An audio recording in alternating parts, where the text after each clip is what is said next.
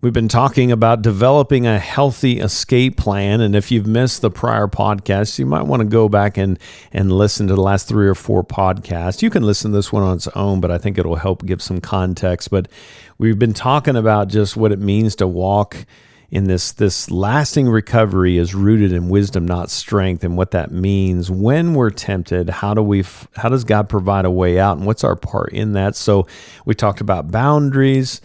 But today I want to unpack what it means to define our healthy space, some things we need to take away, and some things that we need to add so that we can walk in not just sobriety, but recovery.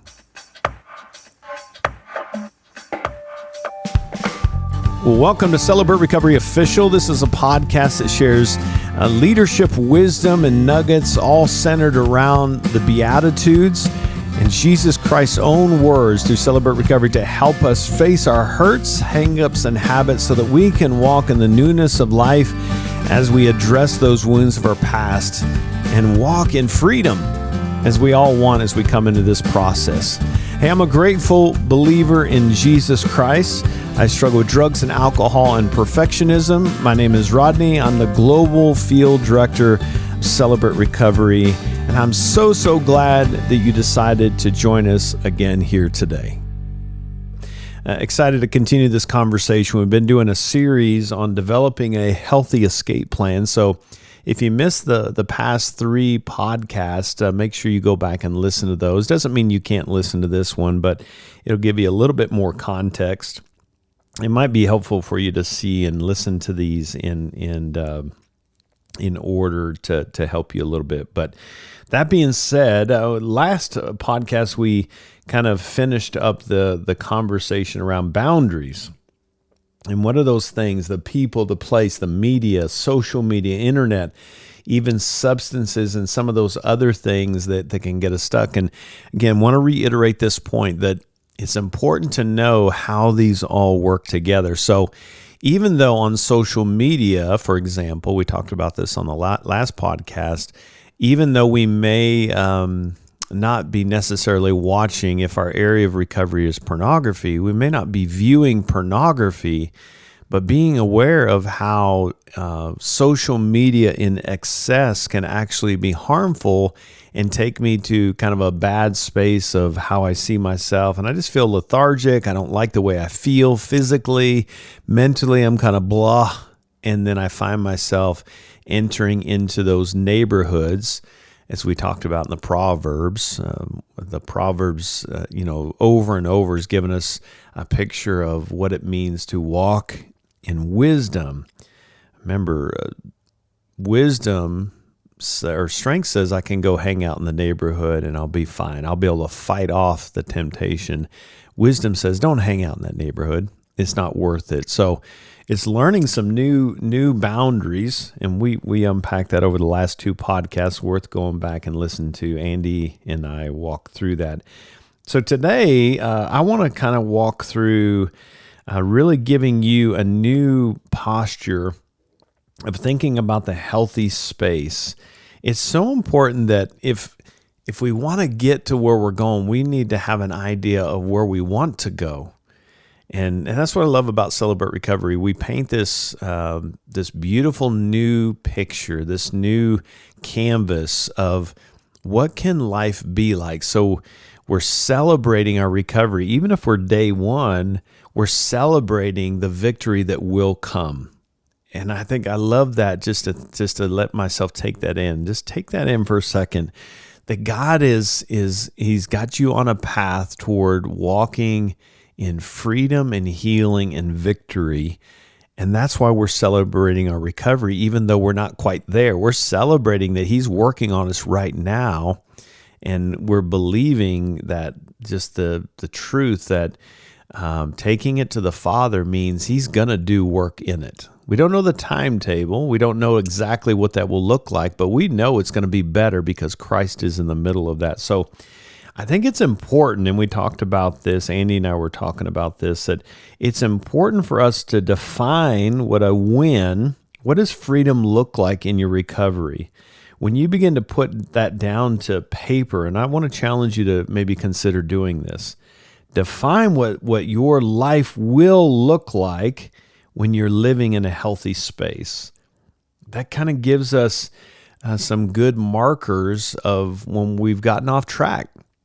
And by the way, I think it's good when we're talking about accountability. Remember, nobody can hold me accountable, but I can give you permission to hold me accountable. As I'm setting boundaries to put around myself, to protect myself, to keep me from going to those bad spaces, I need people that will point out, in fact, maybe me even being overt, or what are my action tendencies when I'm in a bad space? So it's good to kind of set markers of what a win looks like, but also when I'm starting to kind of head down that path, I tend to eat a lot more junk food, or my language gets a little worse, or whatever, or I start kind of watching things I normally wouldn't, that I kind of say, it's not that big a deal. And we give people permission to speak into that. Maybe I'm a little bit more irritable. Maybe there's anger that's a little bit more short with people. Saying, hey, are you okay? And so when we're thinking about the healthy space for our life, it's not just the behavior. Although in this space, what we're talking about with the escape plan, we do want to list out the behaviors, but I want you to think about what are my tendencies? It's not just the behavior of stopping porn. Obviously, that's a behavior I don't want to do any longer, and we list that out. But what are the things that are indicators and behaviors that I do that may not be tied to my area of recovery specifically, but can be kind of that gateway, get me into that nasty headspace.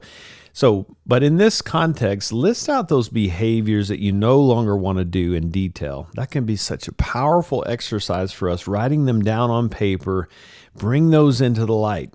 And as we bring those into the light, it allows that shame to die and it loses its hold on us. Remember, as we think about Romans 8:1, there's now no condemnation for those who are in Christ Jesus. We don't need to shame ourselves. We've been in this lifestyle of carrying out these compulsive behaviors or addictions or whatever it is, and we want to change that.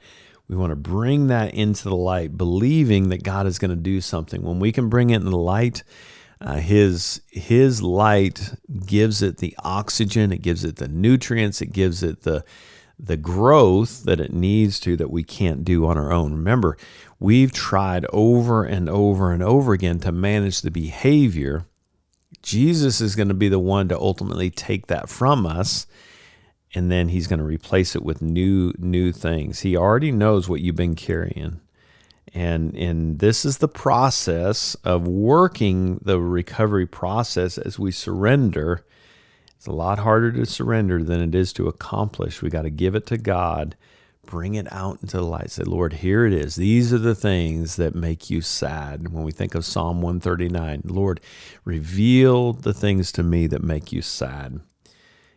And Lord, as you do that, I know that and then we bring it into the light, then it's going to slowly begin to change, and my cravings, my hungers, and my thirsts are ultimately going to change because I'm allowing you to play a bigger part in my life. So one of those things we can do is to make an abstinence list. What behavior, and this is a good question to ask yourselves, what behavior in my recovery do I want to eliminate that threaten my sobriety? And that's why when you go back and listen to that prior podcast, when we're talking about those boundaries, that's all about the things and how they connect. Junk food, or too much social media, or when I watch 24-hour-a-day news, I find myself agitated and it takes me away from connection with God and others, and now I'm critical. And so it's being aware of what those behaviors are, so that I can just be honest. This is threatening my sobriety. And again, I want to reiterate this, that am I fully committed to the recovery process? Remember, commitment is a statement. I'm all in. There's no plan B here. Sacrifice is the secret sauce, it says, through evidence. Jesus says, I will never leave you nor forsake you. The sacrifice statement in that space is understanding that I'm all in. That means I'm going to sacrifice some things that need to go away because they're threatening my area of sobriety. And so it's so important that we list out these practical behaviors that we've done in the past that we may be at risk of doing in the future that we would consider acting out. What are those things that I do that are considered acting out to me? And here's the thing. Sometimes when we compare to other people, we say, well, that's not really acting out. No, you're good. If it's considered acting out to you, remember the relapse itself is the finale of the event. Some of these things that we're talking about with these other strategies that we've developed are leading up to the finale of the acting out relapse. And so are some of these behaviors and activities, do they line up with my definition of acting out? So include those actions that you don't want to occur. And just Andy and I said this on the last podcast. This is not an exhaustive list. This breeze is like a bridge, as I've talked about on the Perfectionist podcast prior, that a bridge to function has to breathe. And it's not solid in saying, well, this is the way it's always going to be. As we grow and mature and new people come into our life or new situations come into our life, we may adapt and change this list. Maybe there's things we take off because we're in a different space, which we want to be careful. Invite your sponsor and your accountability team into that. Or maybe there's some things that we need to add to that abstinence list. But here's the important thing, and this is so critical. We're not just talking about in recovery, it's not just about what we're taking away. It's not what we just take out of us, it's what we put into us that matters too. We cannot just stop the bad. We need to learn to start doing the good as well to replace these things.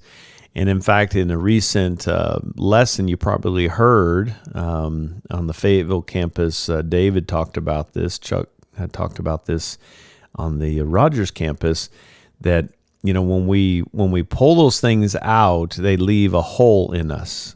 And we don't want anything else to enter into that. So it's not enough just to pull the nail out of the board and just observe this hole in the plywood or the 2x4 or whatever. We need to put some putty in there to fill that hole. But if we don't, we may fill it with something else. And that's why, and we call that shifting our addictions, where I'm not smoking anymore, but now I'm dipping. Right? It's like, okay, there's still an issue there. So I want to fill it with new things as I'm taking this stuff away. I want to fill it with new things. So we need these positive behaviors that can reconnect us with ourselves, with God and others. There's a common question that I ask people that I've mentored through the years, even in a counseling setting, is what are you stimulating your mind with? What are you stimulating your heart with? What are the things in your life that you are doing that are adding life to yourself?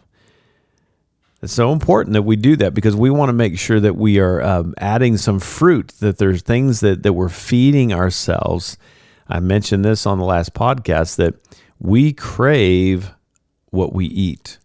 And that's why this listing out those positive activities, and we want to think through this lens, mentally, emotionally, physically, spiritually. What am I stimulating my mind, body, soul with? Whatever comes in will go out. So garbage in, garbage out. So remember that a big part of this is connection.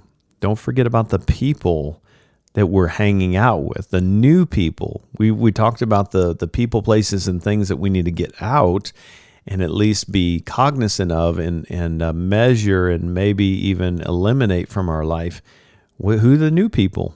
What are the new places I'm going to go? What are the new things that I'm going to be doing? That's what the heart of this is. We want to reconnect to the emotions. That's where the heart check can come in. I want to be honest when I'm experiencing pain. I don't want to ignore it. I want to, maybe I journal it out. I need to spend time with God. That's why Principle 7 is so important. I'm hanging out in healthy community. We're reconnecting with God and others and even ourselves in that space. And so I want to take a quick break right here. And when we come back, we'll continue this conversation of what are the positive activities. I just want to kind of give you some space some ideas to chew on so that you can develop your own list. Why? Why would we do this? It seems like it's a lot of work because your recovery is worth it. So when we come back, we'll continue that conversation. Stick with me. I'll be right back. Hey friends, don't forget we do have an online meeting now where anybody from across the globe can join us for an online Zoom open share. All you got to do is go to celebraterecovery.com and find the information on our online meetings. You'll get the link and join us every Wednesday at noon Pacific time for an hour of just unpacking our own hurts, hangups, and habits with other safe and trusted brothers and sisters in Christ. We hope you'll join us this week. CelebrateRecovery.com for more information. Hey friends, welcome back. Talking about the developing a healthy escape plan and how critical that is. And right before the break, I was just talking about one of those factors is just the connection. Who are the people that I'm hanging out with? And part of that is not just being in physical proximity. Am I allowing myself to be vulnerable, to be honest? This is why open share. It's like one more thing I got to add to my list. Remember, how much time did you spend in your dysfunction? In fact, just think about that for a second. How long did you spend in trying to feed your addiction or your compulsive behavior or stay in this wrong thinking? What were the amount of hours that you spent feeding your mind and your heart in dysfunctional ways?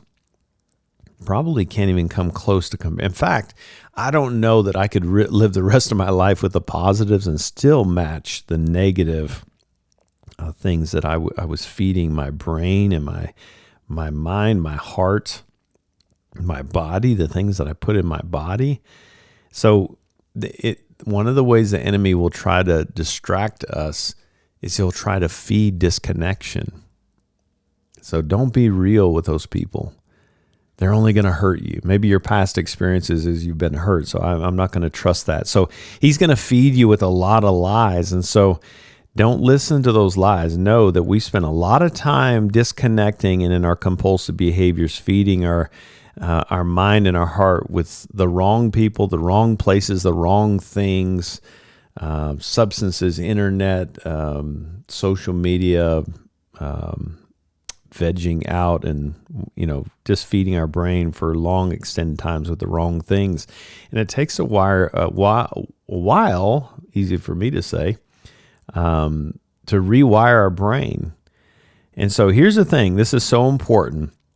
I mentioned this on Friday night when I taught this, that if you're not doing it at all, let's say you're not feeding your brain with Principle 7, you're not reserving a daily time with God. Please don't shame that, because you'll just go further away from it. But lean into that. Stay curious. What are the good reasons why I don't do that? What am I afraid I might hear from the Father? I know sometimes when I get alone with the Father, that's when my mind gets the quietest and I start to believe those lies and hear the lies about who I am. And that creates a lot of fear and disconnection. Set realistic goals in this space. If you're not doing it at all, if you're not working Principle 7, try 5 minutes today. Could you write that down and say, here's my positive activities I am committing to? Remember, I'm making a verbal statement, and then the secret sauce is a sacrifice. That means I'm going to give up 5 minutes of something somewhere else, and I'm going to spend it with the Father. Now, we obviously want to work toward a greater goal with the Father. He wants to spend, this is not a checklist thing. We're not trying to add something to your checklist, but we're trying to add life to your list, to your checklist. And time with the Father is something that will bring life. And so don't get into this mindset of grand gestures. Set realistic goals. If I've never gotten out and did any kind of jogging, I probably don't need to sign up for a marathon next week. You will regret that. If I don't go to the gym at all, I don't need to go to the gym for 2 hours and lift as heavy weights as I can. Maybe I just get my body moving. Maybe I walk for a couple days just to get those natural chemicals in our brain need to be released. So maybe I spend some time just letting those natural chemicals come out of my brain just by getting my body moving, my heart pumping a little bit. And if I can work into doing something a little bit more, then great. If not, then just stay active, walk around, stretch, do some jumping jacks, just do something to get moving. Remember, this is that whole idea of growing into it. Don't just go into it. We talk about that in ministry. We don't go into ministry, we grow into it. So let's think about it. Let's slowly do an on-ramp to this new process. So keep this picture in your mind when you think about this new positive, new goals, these new positive activities that you're setting. Jesus in John 15, go check it out. It's a great chapter to read, but there's one key verse in there in verse 5 that's so important. Jesus says, I am the vine, you are the branches. He's talking to you. You and I are the branches. He's the vine. He says, if you remain in me and I in you, you will bear much fruit. Apart from me, you can do nothing. Now, I love that picture. I remember talking to a vineyard one time. He was saying, you see that bud? And this was in the winter season. He said, you see that bud over there on the end of that branch? I said, yeah. He said, you know what that bud is doing right now? I said, I have no idea. He said, it's just chilling. He said, every ounce of fruit that will come out of that bud in the spring is sitting inside that bud. It's just chilling. So sometimes don't discount rest as a positive activity. Is your schedule crammed so full that you never have time just to breathe? In fact, if you're too busy to spend time and really connect, and as this John 15 says later, abide in me and I in you. Abide is just to be with him, to remain in him and allow him to remain in us. Then we're too busy if we're not doing that. And that's not a shaming statement. It's just, let's just be honest. Let's call it out. If I'm too over-functioning my list and my calendar's too full, maybe I need to take some things off. That could be a positive activity. Could be tied to that abstinence list. I gotta make sure that I'm not cramming every minute of every day, because I know when I go home, I'm so spent that I want to veg out, and then I find myself in some of those boundaries being violated that we talked about on a prior podcast. So some things to just think about. Just hang out with the Father.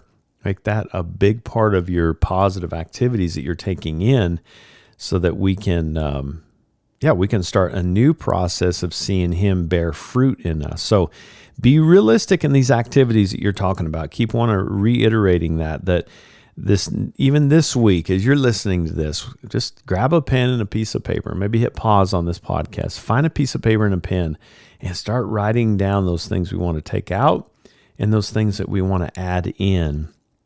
And be careful not to be unrealistic. So you don't want to list out 20 things that you're going to do. Maybe you just pick 2 or 3 things that you're going to do this week that you feel like would have the most life-giving impact on you in your recovery. I'm going to go on a walk this week. Great goal. How far am I going to walk? Be realistic. I'm not going to walk 20 miles. I'm just going to take some time. Maybe I need to go to the mall. It's too hot outside. If it's cool outside, I'm going to walk around the neighborhood. Maybe I walk the dog, whatever. Find something that will bring life. I'm going to spend some time and just sit with the Father and breathe. I'm going to be intentional about looking at my calendar and cutting some things out because I'm over-functioning and high RPMs. So exercise. Is there something spiritual in nature? Is there something I can be reading? There's all kinds of devotionals out there that are like a minute or 2-minute reads.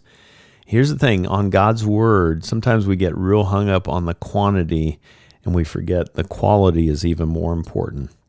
Maybe it's one verse. Maybe you read a proverb this week, one a day, and you just chew on it. Read that Proverbs chapter 1. Read it out loud. If you're not big on sitting down and reading, there's an audio version. Pop that audio on and just sit and listen and let God's Word bathe you. So something spiritual nature, spend some time in prayer. Maybe there's a recreation. You know what? I love playing basketball. I think I'm going to go play basketball. Or like I said, I'm going to go walk. The cool thing about that word recreation, recreation, he's recreating us. And so when we can be physical, that's a part of the physical, which ties to the mental, which ties to the emotional, which ties to the relational. Because if I feel better about me, then I'm going to feel better about you and be in interactions with you. So hobbies.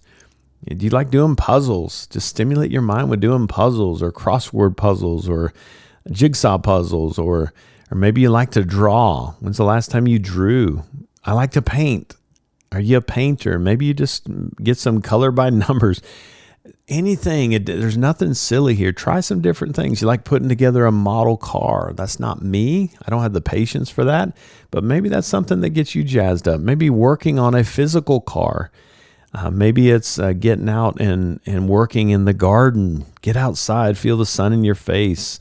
All these things are finding what brings life to you, because we're all different. Just because I do something doesn't mean you should do it. What do you experience? And here's a cool thing. As you're doing these new things, a part of your journaling process, write them down. How's it affecting you? How's it impacting your life, your mental, emotional, spiritual, physical, relational life? Because I'm a firm believer that if we experience something that brings impact to us, and we can put that into words as gratitude. God, thank you for how you're making me feel better about me mentally, emotionally, physically, whatever. Then it actually solidifies these new habits that we're forming. Social life. Who's some people that I can hang around with? I love just hanging out at a fire pit and building the fire. It's a little warm right now in this neck of the woods for fires, but that's an example, though. When the weather's good, I want to be able to just build a fire and just sit out and hang out with guys. It's so cool to see how something magical happens around a campfire. Just guys just open up and just share their heart and some good stuff. Maybe we're sharing about something we're learning in Proverbs. What are you reading? Maybe you're stimulating your brain with a positive activity of understanding your area of recovery. What is codependency? I want to learn more about this. What about sexual addiction or alcoholism or anger and love and relationship addiction? Whatever that is, I want to read and stimulate my brain, my mind, my heart with something new. It's as we're getting rid of the old, we want to fill it with the new. All these things are not to add to your checklist. They're to add life to your list. And they're positive things. We were good. I know, at least I and me statements. I was good at adding the bad stuff. And I regret some of the stuff that I allowed into my mind and my heart and my body. It's being intentional and saying, I'm going to make some sacrifices. My life, my temple, my body, my heart, my mind that is in Christ acts and responds differently to life. So I'm going to start feeding it new things. We crave what we eat, right? We crave what we eat, as I talked about on a prior podcast. So those are some things, guys. Define your healthy space. Make an abstinence list. What behavior in your recovery do you want to eliminate that threaten your sobriety? What positive activities can you be doing to help replace those old behaviors that were threatening your sobriety? And then just be intentional, looking at the physical, mental, emotional, spiritual, relational, new people, new places, new things to be adding into my life. Well, I hope this has been a benefit to you. All of this is not to add to your lists, but to add life to your lists. And Jesus Christ is the source of that life. And all these things, Jesus has a part. Jesus does the healing, but we have a part too. So if we can be strategic and intentional as much as we were in our dysfunction, man, what a difference would that make? Can I challenge you just to think about those things and maybe apply? What are those things I need to take out? And what are those things I need to add that will bring life to me today? Hey, I'm so glad that you joined us and you've been on this journey with us. And I truly hope that you'll stay with us. Share this with your friends. Give us a like and a high rating.